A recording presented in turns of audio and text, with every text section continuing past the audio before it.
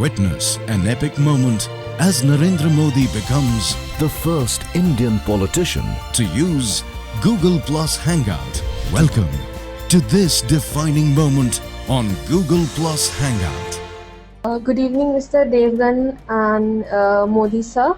I am basically from Assam, but मैं Delhi university से law कर रही हूँ. मेरा क्वेश्चन थोड़ा लाइटर नोट पे है. It's in two parts. The first part is आपको क्या खाना पसंद है? क्या कोई ऐसा एक डिश है जो आपको बहुत ज़्यादा पसंद है? और क्योंकि आप एक पब्लिक लाइफ लीड करते हैं, इससे आपके डाइट पे कैसा असर होता है? Is it like, does it make very difficult for you to follow a particular type of diet? How do you manage? This is my first part. आपका कभी गुजरात आना हुआ है? हाँ जी सर. आपका कभी गुजरात आना हुआ है? नहीं, अभी तक मुझे अपॉर्चुनिटी मिला नहीं है ये to come and visit Gujarat, but I've heard it's very beautiful and very well managed. दूसरा क्या कह रही थी आप?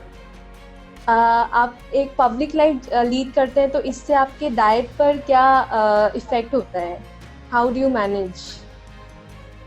सार्वजनिक जीवन में जो काम करता है उसका पेट कभी अच्छा नहीं होना चाहिए. ये मेरा बात है. क्योंकि जो सार्वजनिक जीवन में काम करता है वो उसकी लाइफ इरेगुलर होती है. आज एक गांव में तो कल दूसरे गांव में होता है. कभी यहाँ का पानी पीता है तो कभी वहाँ का पानी पीता है. कभी यहाँ का खाता है तो कभी वहाँ का खाता है. मैं करीब 45 साल से परिव्राजक की तरह भटक रहा हूँ. और आपको जानकर के शायद हैरानी होगी, मैंने करीब 45 साल तक भिक्षा मांग करके खाना खाया है. और जब मैं भिक्षा मांग करके खाता था तो उस घर में जो मिलता था वो मुझे खाना होता था. और उसके कारण मुझे कोई वो टेस्ट नहीं रहा. और मैं लोगों के घर में ही खाता रहा हूँ, क्योंकि मेरी अपनी कोई जीवन की आजीविका व्यवस्था नहीं थी, न कोई घर गृहस्थी है. तो मैं ऐसे ही लोगों के घर जाता था और खाना था और जो हाजिर होता था. और दूसरा, मेरे जीवन में एक नियम था कि कभी किसी के यहाँ कह करके खाना खाने नहीं जाता था. भोजन के समय वहाँ गया और अगर है तो खाता था. और इसलिए किसी को मैं अवसर नहीं देता था कि मेरे लिए कुछ खास बनाए. ये कुछ नियम मैंने अपने लिए बनाए थे और इसके कारण मेरा कोई टेस्ट भी नहीं बचा. मेरे पेट की हालत भी उतनी तंदुरुस्त नहीं है, क्योंकि हमने उसको काफ़ी बिगाड़ के रखा हुआ है. अनियमितता के कारण बिगाड़ा हुआ है. और दूसरी बात है, मैं बहुत ही सिंपल खाना पसंद करता हूँ. मैंने आपको इसलिए पूछा गुजरात का. हाँ जी. आप जरूर कभी आएँ तो गुजराती डिश खाइए. गुजराती डिश और असमी डिश में थोड़ा कभी कभी मेलजोल होता है.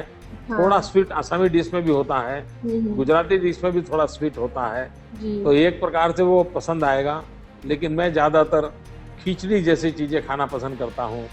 और मैं, जो भोजन पटु लोग होते हैं, जो जीभ के बड़े शौकीन होते हैं, उन लोगों में से मैं नहीं हूँ. जो मिल जाए उसी से अपना गुजारा करने की मेरी आदत है. और इसलिए डाइट की कॉन्शियस जो एक प्रकार का नेचर होना चाहिए वो मेरा नहीं है. ऑफ कोर्स मैं रेगुलर योगा करता हूँ, मैं एक्सरसाइज करता हूँ. मैं मन में एक सपना लेके चलता हूँ कि मेरा शरीर कभी भी मेरे देश के लिए, मेरे समाज के लिए बोझ नहीं बनना चाहिए. इसलिए वो स्वस्थ रहना चाहिए. किसी को भी मेरी सेवा के लिए 1 मिनट खर्च ना करनी पड़े, किसी को मेरी सेवा में लगना न पड़े, ऐसा मेरा शरीर है. और मन करता है कि आखिरी सांस भी एक तंदुरुस्त शरीर के साथ छोड़ूं, ताकि मैं कभी भी मेरे समाज के लिए, मेरे देश के लिए बोझ न बनूं. ये मेरा सपना है. Thank you sir. सर, मेरा सेकंड पार्ट है, आपके जो बहुत ही फेमस और आइकॉनिक कुर्ते जो आप पहनते हैं, इसके पीछे कोई फैशन डिज़ाइनर है या फिर आप खुद चुनते हैं उन्हें? दरअसल ये बड़ा अजब का सवाल है.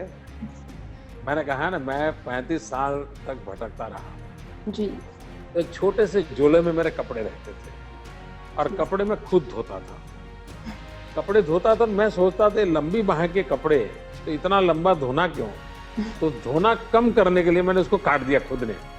दूसरा, मेरी बैग में वो जगह ज़्यादा लेते थे और मुझे वो एक्स्ट्रा लगता था, कोई उपयोग नहीं लगता था. सभ्यता के लिए जितने चाहिए कपड़े उतना होना चाहिए, उससे अधिक क्या जरूरत है। तो मैंने खुद ने मेरी बाहों को काट दिया, फिर मैं उसकी मुझे आदत हो गई, तो मैंने खुद ने इसको बनाया था। और धीरे धीरे पता नहीं क्यों पिछले 10 साल से ये फैशन बन गया है। मोदी कुर्ता एक नॉन कुर्ता बन गया है और आज बाजार में बिकता है। यूरोप अमेरिका में भी मोदी कुर्ता मिलता है। मुझे कल कोई बता रहा था, दिल्ली में कोई किसी को कोई कार्यक्रम करना था, तो कहीं दिल्ली में उसको मोदी कुर्ता मिल गया। तो मुझे वो बता रहा था कि भाई अब पता नहीं वो कैसे बन गया है, लेकिन मैंने कुछ सोचा नहीं है। मेरी सिंप्लिसिटी का हिस्सा था, वह दुनिया के लिए फैशन बन गया है।